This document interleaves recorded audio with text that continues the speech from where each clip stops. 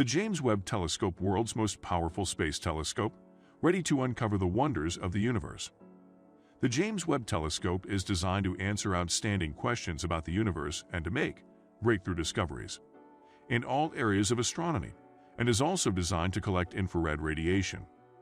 MIRI is part of the JWST instrument and is the only one covering the infrared wavelength range from 5 to 28.3 microns. The James Webb Space Telescope medium infrared instrument MIRI instrument is still in cooling mode, which will be Webb's coolest of four, the only ones that will be effectively cooled by a refrigerated fridge or freezer. The cooled radiator uses helium gas to transfer heat from the MIRI optics and detectors to the warm side of the sun visor. MIRI will produce mid-infrared images and spectra with an unprecedented combination of sharpness. JWST will look at one path of the universe for a long time. In order to collect as much light as possible from the distant objects, will take us another step closer to finding out.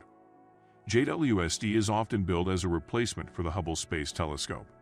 Hubble has now operated for more than 30 years and given us amazing views of the universe and many thousands of scientific results.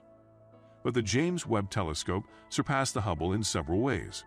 It will allow astronomers to study planets that orbit stars other than our Sun and even embark on a search for signs of life there. At the beginning of the alignment process of James Webb Telescope was delivering 18 individual images of the star, with each of the primary mirror segments acting as a telescope on its own.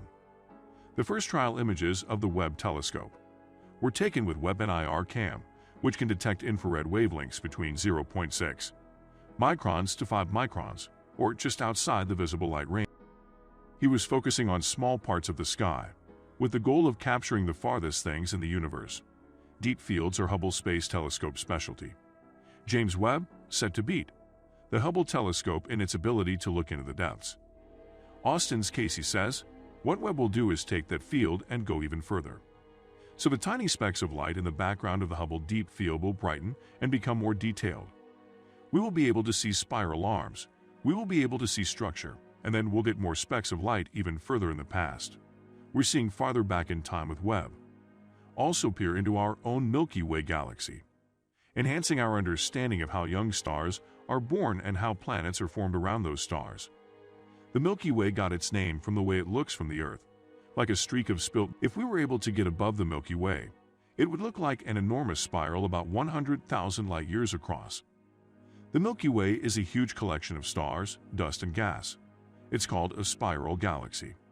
The Sun is located on one of the spiral arms, about 25,000 light years from the galactic center. Even if you could travel at the speed of light, 300,000 kilometers or 186,000 miles per second, it would take about 25,000 years to get to the middle of the Milky Way.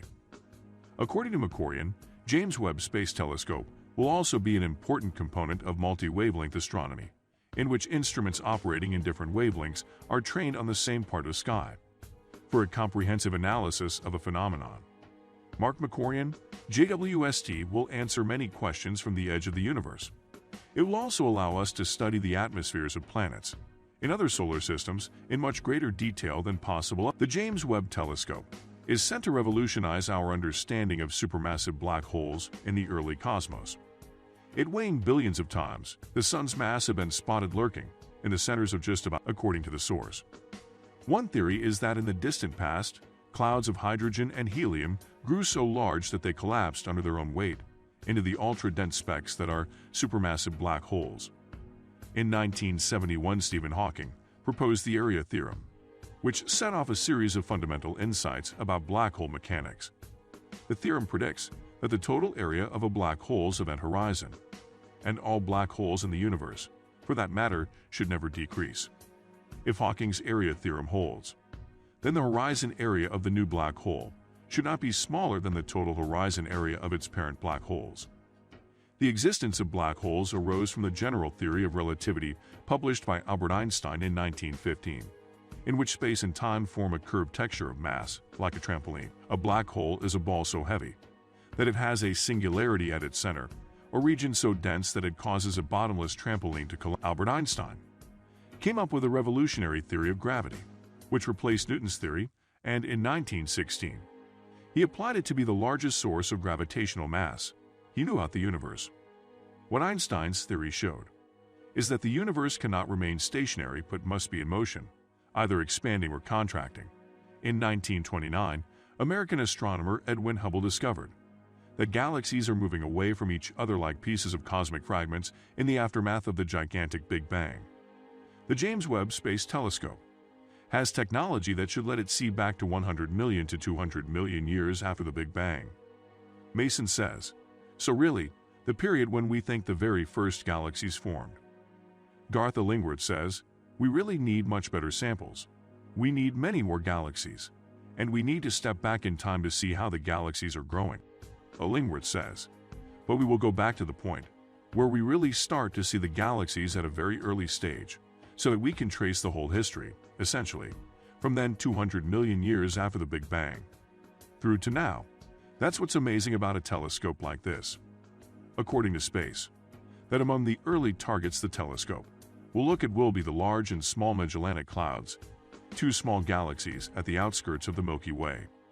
And also Ribby says, we will be seeing back in time to understand how galaxies like our own Milky Way formed and then evolved over 13.7 billion years of cosmic time. Adding that the $10 billion James Webb Telescope Observatory will also study exoplanets, planets orbiting other stars than our Sun, and analyze their atmospheres. Yes, the James Webb Space Telescope could be the key. The observatory can look about 3 times as far back in time than the iconic Hubble telescope. Observations of galaxies at different distances will reveal their nature at varying stages of their evolution. And also the Webb will detect infrared wavelengths, long enough to pierce through the dense smog of all the light and dust that sits between Earth and the furthest galactic post. Washington researcher James Webb can measure the amounts of methane and carbon dioxide in the atmosphere of the 4th planet, TRAPPIST-1e, from dips in light at wavelengths affected by these gases. TRAPPIST-1 planets. It's probably made of similar things, but different from Earth.